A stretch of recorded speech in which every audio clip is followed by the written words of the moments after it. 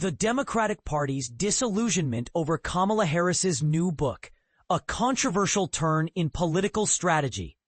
In a world where political alliances are fragile and public trust in leadership is dwindling, Kamala Harris's recent memoir, 107 Days, has ignited a firestorm of debate among Democrats. The book, which details her campaign's fallout and her perceived failure to deliver, has become a lightning rod for accusations of divisiveness and unhelpfulness, charges that have prompted a rift within the party. As the nation grapples with polarization, this latest development underscores how deeply flawed political narratives can fracture even the most cohesive factions. A strategic misstep? Democratic strategist Michael Hardaway, who served as a senior advisor to House Minority Leader Hakeem Jeffries, called the book unhelpful and divisive, arguing that its focus on internal party conflicts risks undermining Harris's role as a unifying force.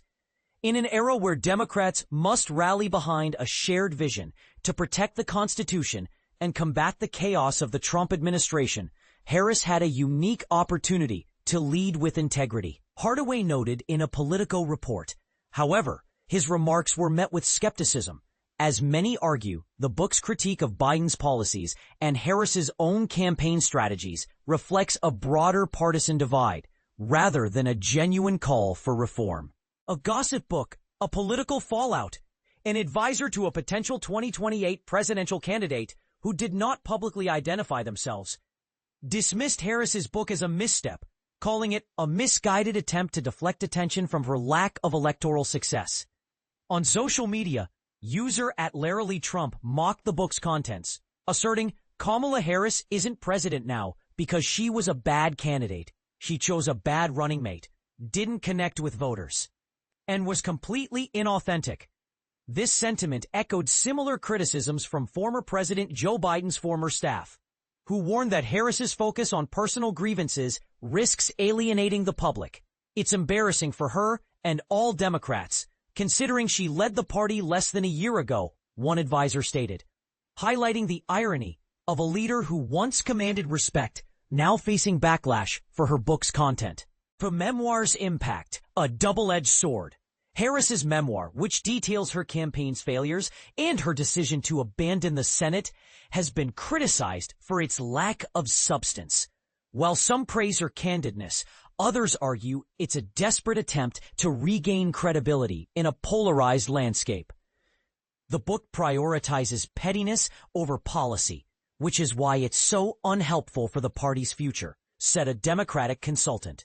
Meanwhile, Harris herself has acknowledged her shortcomings, stating, "I should have stood up to Biden over his decision to seek a second term. The stakes were too high, and it should have been more than a personal choice." But critics argue that such a stance reflects more of a self-preservation strategy than a commitment to progressive reform. A question for the ages. As Harris continues her media tour, the question looms, will she ever be seen as a viable contender again? The answer hinges on whether her book's critiques are a reflection of her personal insecurities or a calculated move to assign blame and reframe her legacy. This isn't just about her book. It's about the damage done by finger-pointing and finger-wagging in politics, said David Axelrod, a former Obama advisor, in a Politico interview. If there's a political strategy here, it's a bad one. Too much finger-pointing doesn't serve anyone's agenda. A candidate who doesn't fit the role.